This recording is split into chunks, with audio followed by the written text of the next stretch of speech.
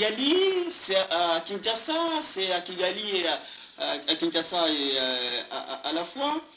Est-ce qu'autour de ça, une nouvelle ère commence véritablement entre Kigali et Kinshasa?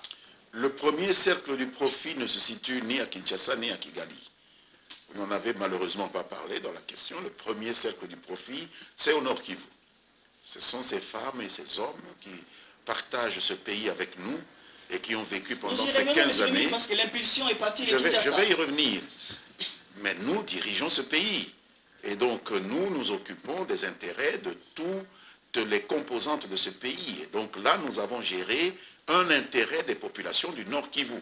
Et donc tout ce qu'on raconte à Kinshasa, ce n'est pas pour eux que nous avons fait cette opération. Ce n'est pas pour satisfaire tel ou tel autre acteur politique.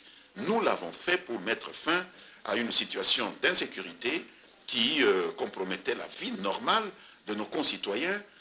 Plus de 10 millions d'hommes et d'enfants, d'hommes et de femmes dans le Nord Kivu, dans le Sud Kivu, qui vivaient sous une menace récurrente d'agression, de rébellion téléguidée. C'est pour eux que nous avons fait cela et nous jugeons les résultats aux changements qui s'observent dans leur vie.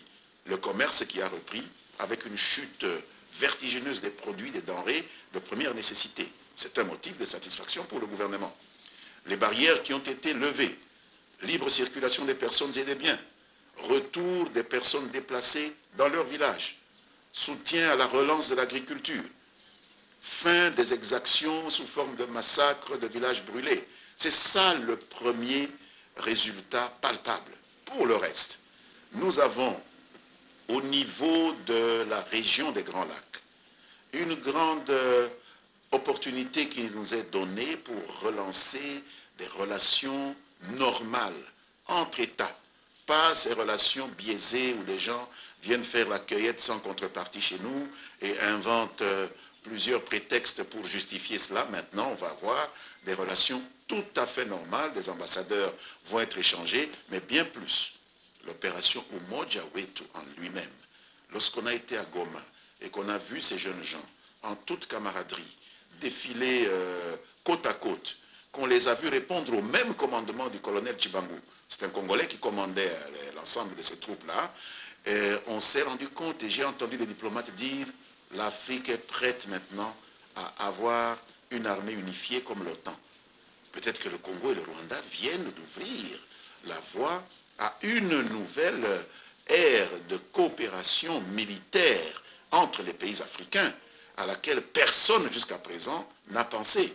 Peut-être que Joseph Kabila et Paul Kagame vont entrer dans l'histoire par la grande porte pour avoir démontré que des armées qui se sont battues hier, comme la France et l'Allemagne, peuvent, comme la France et l'Allemagne aujourd'hui, mener ensemble des opérations de sécurisation d'un continent dans lequel ils existent. Non, je vous donne le point de vue. Nous avons toutes les missions diplomatiques qui ont été à Goma. Nous avons discuté avec eux. Tous les ambassadeurs qui étaient à Kinshasa, tous les ambassadeurs affectés à Kigali sont venus à Goma et ils ont fait rapport. Et c'est ce qui se dit dans le monde. Tous les grands de ce monde ont téléphoné au président Joseph Kabila pour dire leur appréciation. Il n'y a qu'un microcosme de gens ici à Kinshasa qui trouvent cela négatif. Le monde entier est admiratif. Le Sud Kivu et le Nord Kivu sont à la fête. Qu'est-ce qui gêne ces gens qui s'opposent a posteriori à cette opération? Monsieur le ministre, alors, on a fait le